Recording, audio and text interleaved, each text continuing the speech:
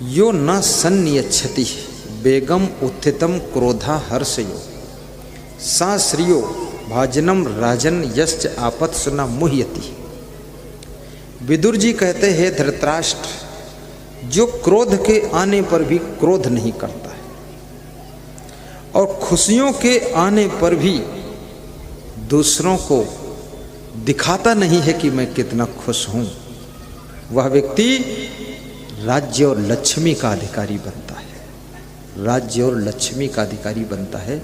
इसलिए अपनी खुशियों को भी पचाना सीखना और यदि क्रोध आ जाए तो उसको पी जाना सीखना, क्योंकि क्रोध में लिया गया निर्णय आपके भविष्य को बिगाड़ देता है।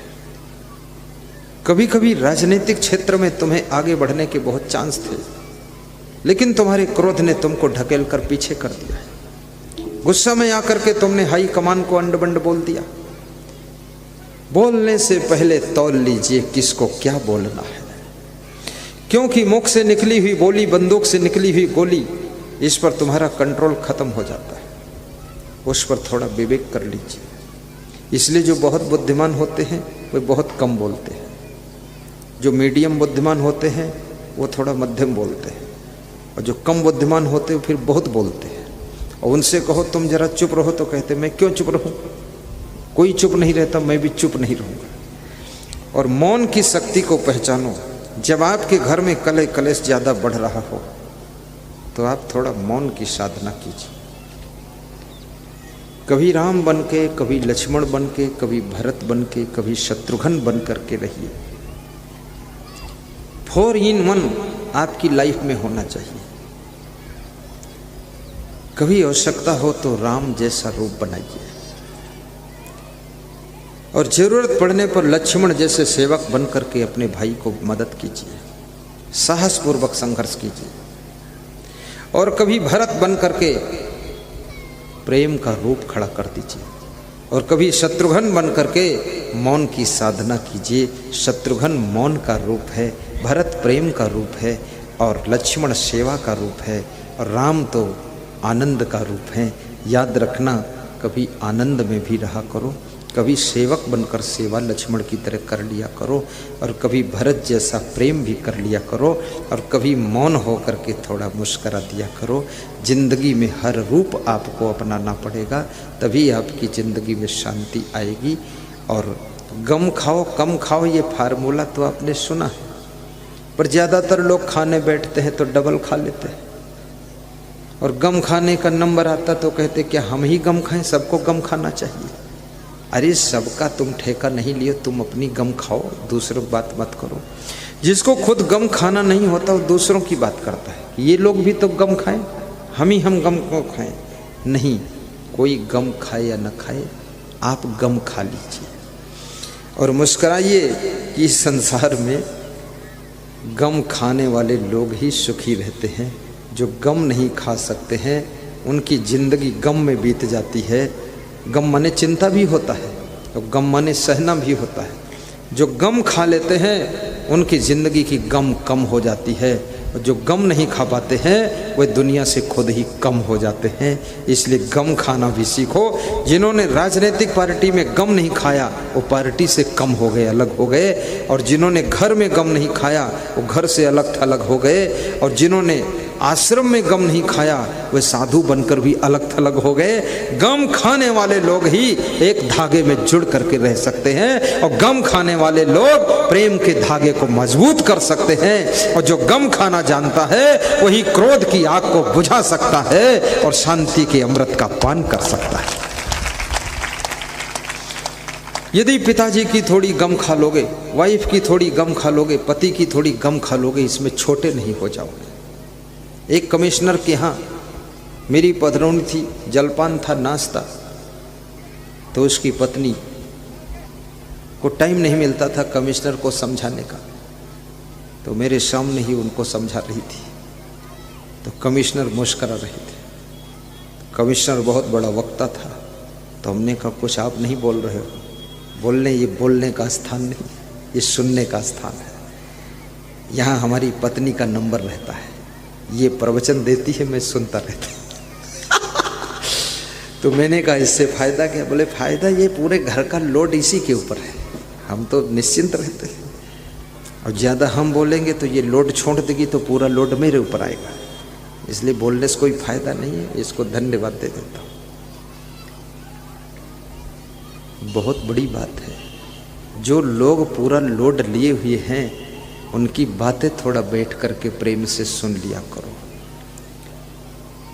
और उनकी थोड़ी प्रशंसा भी कभी कभी कर दिया करो। मैं नेपाल में गया आज के 30 से 31 वर्ष पहले पहली बार, तो वहाँ मैंने ज़्यादातर देखा वहाँ महिलाएं ही पूरा घर का लोड लेती हैं, दुकान का लोड लेती हैं, और पुरुष लोग महिलाओं का स्थान लेते हैं। वो घर में बैठे रहते हैं, सब्जी उब्जी काटते रहते हैं। तो हमारे एक भक्त थे, नाम नहीं लूँगा, नहीं तो वो सुन रहे होंगे यूट्यूब में लाइव टेलीकास्ट, तो गड़बड़ हो जाता है, फिर बोलते हमें तुमने बदनाम कर दिया। तो मैंने उनसे पूछा कि तुम कुछ बोलते नहीं हो? बोले ना बोलने में बहुत सुख मिला है। हमने कहा क्या मिला? बोले दुकान भी वाइफ चलाती है, मकान भी वाइफ चलाती है, और हमको भी वाइफ चलाती है, और सबको वाइफ चलाती है। तो हमने कहा वाइफ को कौन चलाता है? बोले वो खुद को चलाती है। बोले हम बहुत सुखी हैं, ज़्यादा हम बोलेंगे तो ये सब लोड हमारे ऊपर ही आ जाएगा। और हम उसको रोज़ शाम को धन्यवाद देते हैं कि तुम बहुत बुद्धिमान हो और महान हो, तुम जैसी पत्नी मिल गई तो समझो हमको तो सब सुख मिल गया। तो वो और दौड़ दौड़ के काम करती है, और मैं बड़ा आनंद से रहता हूँ, सोफा सेट पर बैठता हूँ। तो हमने कहा अगर अगले जन्म में तुम कहीं पत्नी बन गए तो, वो पति बन गई तब क्या होगा? बोले पत्नी अगर हम बन गए तो फिर हम अपने पति को धन्यवाद देंगे, तो पति को दौड़ाएंगे, खूब काम लेंगे उससे। कितनी लेडीज भी होशियार है, अपने पति को बहुत धन्यवाद देती है, और उसका पति 60 साल की उम्र में भी जवानों जैसी छलांग मारता है और कहता है अभी हम कमज़ोर नहीं हैं, पूरा सब हम संभाल लेंगे। और पत्नी मुस्कुराती है, चाय पीती है कि दौड़े रहो, जय हो तुम्हारी बजरंग बली, भागो चाहे जिस गली। थोड़ी प्रशंसा करके उनसे ज़्यादा काम लिया जा सकता है, इसलिए आप थोड़ा थोड़ा प्रशंसा कर दिया करो। सत्संग धीरे धीरे विराम की ओर जाएगा। कुछ श्रोताओं के ऊपर ऐसा लग रहा है धूप आ रही है, धूप से डरो मत। धूप से विटामिन डी मिलता है, और विटामिन डी मिलने से दिमाग तेज होता है, और दिमाग तेज होने से प्रवचन याद रहता है। इसलिए धूप बुलाई गई है कि थोड़ा इन पर धूप पड़ जाए, नहीं तो ये सब भूल जाएंगे प्रवचन, तुम्हें याद रहे। महिलाओं के ऊपर धूप इसलिए नहीं पड़ रही है क्योंकि इनको ऐसे ही ज़्यादा मेमोरी स्ट्रांग है, इनको सब बचपन की बातें याद रहती है, कहानी सुनाती रहती है, और इनको भूल जाएगा तो भी इनके पास पर्याप्त यादगारी है। सूरज की धूप आपके जॉइंट दर्द को भी खत्म करती है। सूरज की धूप, सुबह सुबह की धूप आपके चेहरे को चमकदार लालिमा देती है, और सूरज की धूप आपकी स्मरण शक्ति को बढ़ाती है, और सूरज की धूप आपके बदन के नस नस की दर्द को खींच लेती है। इसलिए हर शरीर में थोड़ा सुबह सुबह की धूप लगनी चाहिए, और 3 बजे के बाद की भी धूप लग जाए क्या पूछना, फिर पूरा शरीर गर्म हो जाएगा। फिजियोथेरेपी कराने की जरूरत ही नहीं, ये फ्री की फिजियोथेरेपी सेकाई हो रही है, और इसको करा लीजिए। आप पंडाल में चल रहा है, कुछ पैसा देना हो तो दान डिब्बे में दान डाल दीजिए। ये फ्री सेकाई सबकी कर रहा हूँ, और इससे आपका स्वास्थ्य अच्छा रहेगा। और जिनको घुटना दर्द है, कमर में दर्द बहुत है, उनके लिए राइट किंग ऑयल और एनर्ट पाउडर श्री जीवन आयुर्वेद कंपनी का आता है, उसको प्राप्त करके आप प्रयोग करें, ढूंढना कहीं मिल सकता है। और ये रामबाण है, लाखों लोगों का दर्द दूर हुआ है।